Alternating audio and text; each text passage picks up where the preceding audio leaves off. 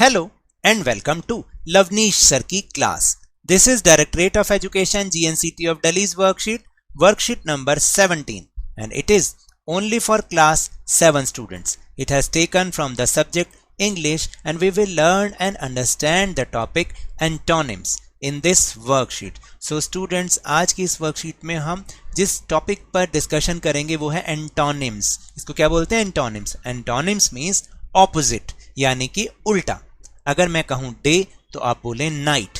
अब आप समझे ना, हिंदी में हम विपरीत शब्द करते हैं, इंग्लिश में हम उनको एंटोनिम्स कहते हैं. So without wasting our time, let's start and understand with मी.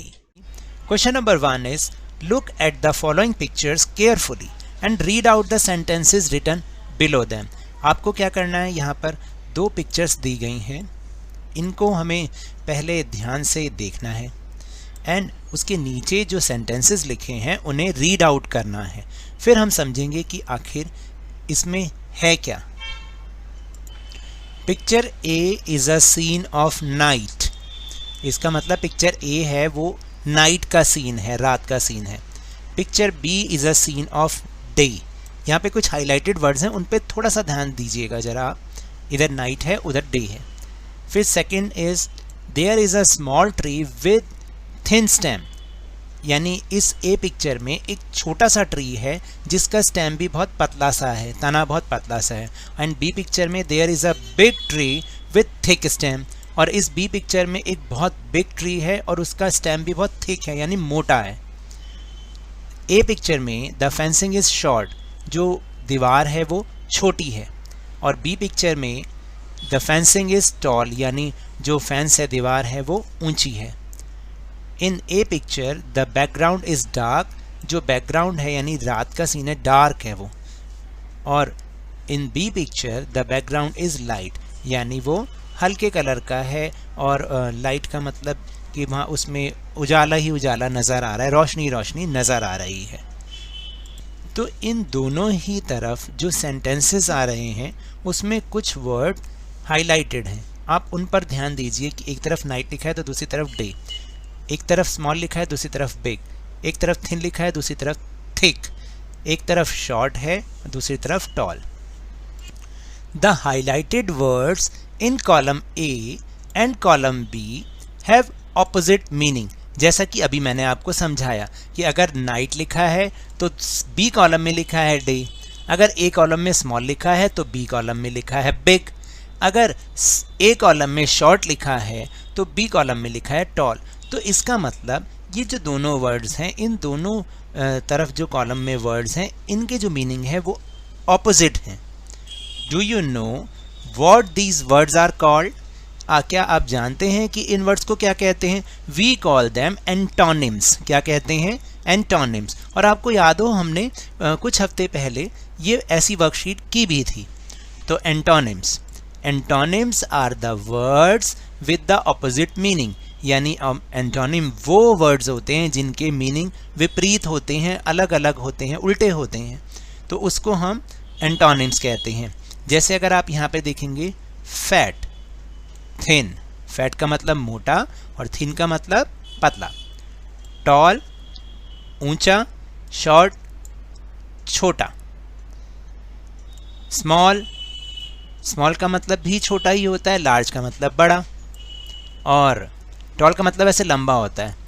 और डे, डे का मतलब दिन, और नाइट का मतलब रात. तो इस तरह से ये ऑपोजिट वर्ड होते हैं, इनको हम एंटोनिम्स कहते हैं. क्या कहते हैं? Antonyms. Now question number 2, read the following paragraph carefully. यानी अब आपको नीचे दिए गए पैराग्राफ को ध्यान से समझना है, पढ़ना है. You will find some words which have opposite meaning. इसमें आप कुछ ऐसे वर्ड्स पाएंगे जिनका कुछ ऑपोजिट मीनिंग भी इसी पैराग्राफ में लिखा हुआ है. Right them in the space given below the paragraph. और आपको जो नीचे, उसके नीचे जगह दे रखी है ना, स्पेस दे रखा है पैराग्राफ के नीचे, वहां पर उन्हें लिखना है.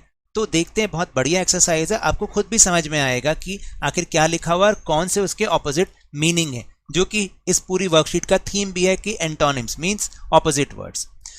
Reena is a wise girl. Reena एक ईमानदार लड़की है.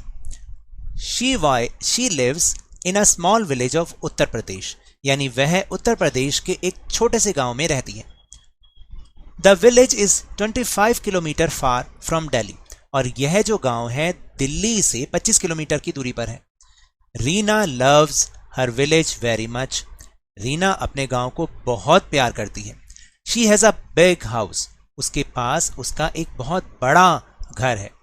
There is a very beautiful park near her house, और उसके घर के पास एक बहुत सुंदर पार्क है। The park has some tall trees and some short trees, उस पार्क में कुछ बड़े लंबे यानी ऊंचे ट्रीज हैं और कुछ छोटे ट्रीज हैं, पेड़ हैं। The park remains very clean but it looks अगली when some foolish people make it dirty by throwing garbage. यह पार्क बहुत साफ रहता है लेकिन it looks ugly, क्योंकि वो जो है बदसूरत दिखाई देता है। ठीक है, क्यों? क्योंकि कुछ मूर्ख लोग उसको गंदा बना देते हैं कूड़ा फेंक कर। Reena hates such people, Reena ऐसे लोगों से बहुत नफरत करती है। अब आपको वाइज, देखो इसमें शब्द आया वाइज, वाइज का मतलब ईमानदार भी होता है और समझदार भी होता है। तो इसका जो एंटोनिम है, जो ऑपोजिट है, वो क्या बनेगा? फुलिश बनेगा। FOOLISH, फुलिश यानी मूर्ख। तो वाइज का मतलब समझदार और फुलिश का मतलब मूर्ख। फिर आया स्मॉल, स्मॉल का क्या मतलब होगा? देखो यहाँ पर स्मॉल आया, स्मॉल विलेज ऑफ उत्तर प्रदेश। अब इसका जो एंटोनिम यानी कि विपरीत होगा यानी ऑपोजिट होगा। अब इसने लिखा she has a big house, तो स्मॉल भी आ गया और बिग आ गया, तो आप यहाँ पे लिख देंगे BIG, बिग। फिर इसके बाद है टॉल, तो टॉल ट्रीज और शॉर्ट ट्रीज। टॉल का मतलब लंबा ऊंचा, और इसका ऑपोजिट क्या होगा? शॉर्ट यानी छोटा। देन इसके बाद है ब्यूटीफुल, ब्यूटीफुल का मतलब सुंदर, और बिल्कुल इसका जो एंटोनिम है वो है अगली यानी बदसूरत, UGLY, अगली। ठीक है, ब्यूटीफुल मतलब सुंदर और अगली मतलब बदसूरत।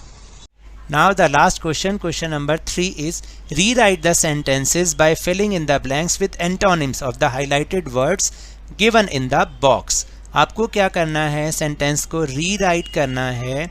किससे? जो हाईलाइटेड वर्ड आपको दे रखे हैं, लेकिन उसको आपको चेंज करना है। किससे? जो यहाँ पर बॉक्स एक दे रखा है उसमें आपको हिंट भी बना रखे हैं, उसमें से ही आपको वर्ड्स को, जो हाइलाइटेड वर्ड्स हैं उसको आपको चेंज करके उस सेंटेंस को दोबारा से लिखना है।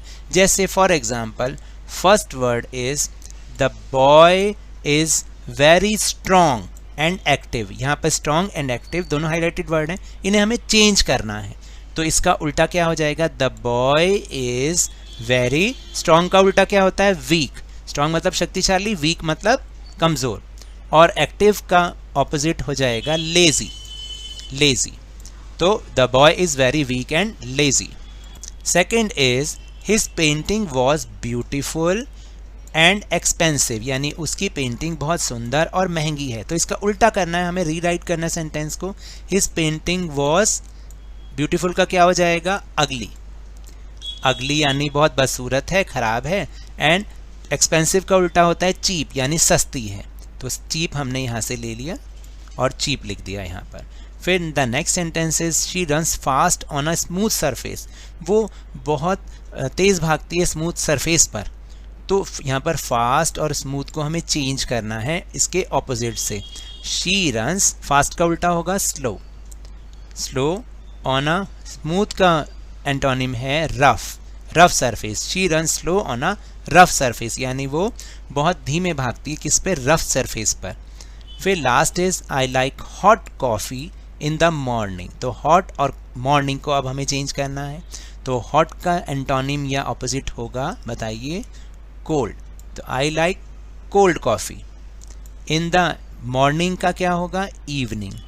तो इवनिंग हमें यहाँ पर लिख देना है। इस तरह से हमें इसको चेंज करना है।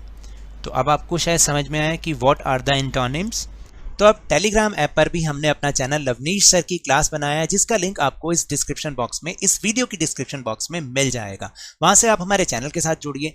इस वीडियो का लिंक और दूसरी जो आपकी क्लास की और वर्कशीट्स के इंपॉर्टेंट लिंक्स हैं वो भी आपको वहीं पर अवेलेबल होंगे, आपको कहीं सर्च करने की जरूरत नहीं पड़ेगी। So now that's all for this worksheet. अगर मेरे इस तरह समझाने से अब आपको समझ में आने लगा है तो इस चैनल और वीडियो को खूब लाइक कीजिए, शेयर कीजिए और अगर नए हैं ना तो सब्सक्राइब भी कीजिए। लेकिन याद रखिएगा, whenever you will go outside, please wear your mask। और जब भी आपकी टर्न आए कोरोना की वैक्सीनेशन जरूर लगवाएं, क्योंकि कोरोना को हराना है और जिंदगी को एक बार फिर से सुहाना बनाना है। इसी उम्मीद के साथ बहुत बहुत धन्यवाद। Thank you very much.